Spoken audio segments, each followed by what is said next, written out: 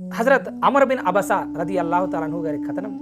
ఆయన అంటున్నారు, నేను ప్రియ ప్రవక్త సల్లల్లాహు అలైహి వసల్లం గారి దగ్గరికి వెళ్ళి, ఓ ప్రవక్త సల్లల్లాహు అలైహి వసల్లం, ఇస్లాం ప్రారంభంలో మీ వెంట ఎవరున్నారు అని అడిగాను.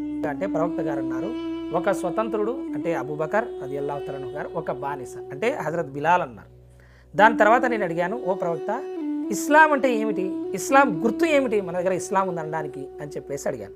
దానికి ప్రవక్త సల్లల్లాహు అలైహి వసల్లం గారు, ఓర్పు సహనాలు వహించడం, దాన ధర్మాలు చేయడం, చెడు పనులకు దూరంగా ఉండడం, దైవ విధేయతకు సిద్ధంగా ఉండడం అని అన్నారు. సుబ్హానల్లాహ్.